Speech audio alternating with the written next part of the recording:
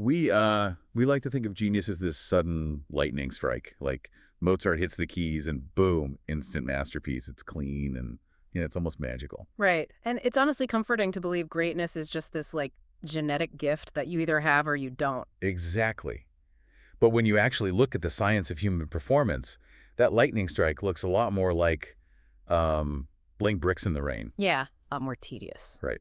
So today's deep dive is into the book Peak by Anders Ericsson and Robert Poole. And the core argument here is that outstanding performance doesn't actually come from innate talent. I mean, it comes from deliberate practice, which is a highly structured, feedback-heavy method that literally rewires your brain. And, the foundational claim they make to support this relies on neuroplasticity. The authors honor that casual practice won't make you an expert at all. To achieve real mastery, you need deliberate practice, which essentially forces you into serious discomfort. Yeah, they bring up London taxi drivers to prove this, which is fascinating. To get a license, these drivers have to memorize like 25,000 streets. Oh, wow. That is a massive amount of information. It is. And brain scans show that the posterior hippocampus, which is the brain's memory and navigation center, actually grows larger in these drivers. But why does this practice have to be so uncomfortable? Well, because the brain naturally wants to maintain homeostasis. Basically, your brain is efficient, which means it's lazy. It wants to coast. Right, it wants to coast at its current baseline just to conserve energy. Yeah. So to force it to build new neural pathways, like growing that hippocampus, you have to push it past what it can currently handle. Okay, that makes total sense. It's like the difference between jogging on a treadmill versus going to physical therapy. Oh, that's a great comparison. Right. On the treadmill, you're sweating, but you're just kind of going through the motions. But in physical therapy, a professional targets a specific weak muscle. They give you immediate feedback. And, I mean, it hurts because you're forcing the body to adapt. Exactly. Discomfort is the required trigger for adaptation. But hang on a second. If our brains are biologically wired to adapt to discomfort, shouldn't sheer volume of practice guarantee mastery for literally everyone? You'd think so, right? Yeah. Like, if I do that physical therapy for long enough, do I automatically become a grandmaster? I'm thinking of the famous 10,000-hour rule here. Ah, yes. The rule Malcolm Gladwell popularized using Ericsson's own data.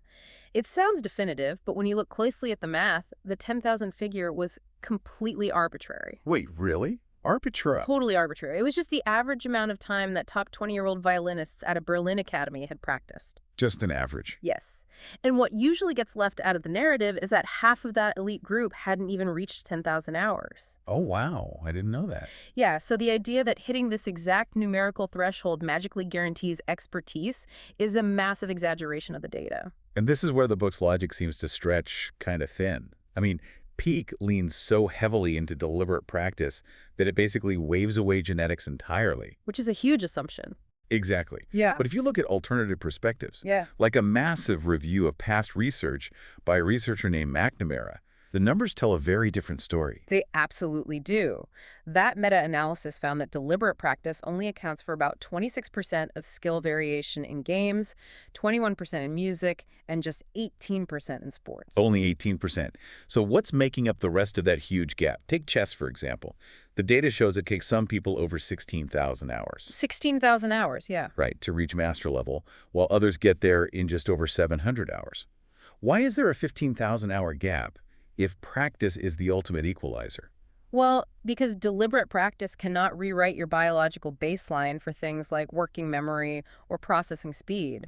Someone born with a naturally massive working memory can hold and manipulate more chess permutations in their head from day one. Ah, so they just start with a better engine. Exactly. The person who needs 16,000 hours isn't necessarily practicing poorly. Their brain just literally requires more time to encode complex patterns. And we see a similar biological limit in music, don't we? Yes, identical twin studies show that abilities like recognizing pitch or basic rhythm are strongly dictated by genetics. Wow. Yeah, it comes down to the physical structures of the inner ear and innate neural pathways. The book assumes deliberate practice can overcome almost any biological limit, but the broader genetic research simply does not support that. So bringing this all together for your listening, Peak is incredibly convincing on the how of improvement. If you want to get better at anything, purposeful, feedback-driven practice is non-negotiable. Absolutely. You should use deliberate practice to shatter your current limits. But the complete dismissal of innate talent is, honestly, a bit speculative and misleading. Yeah, it feels like they overreached. They did. Genetics and age play a massive role in whether you'll ever reach a global elite status. Right. You can't practice your way into being 7 feet tall, but you can definitely practice your way to an incredible jump shot. Exactly. Control what you can control. Which leaves you with this to mull over. If genetics set your absolute ceiling, but practice dictates how close you get to it, what hidden potential are you leaving untapped simply because you're practicing harder instead of practicing differently?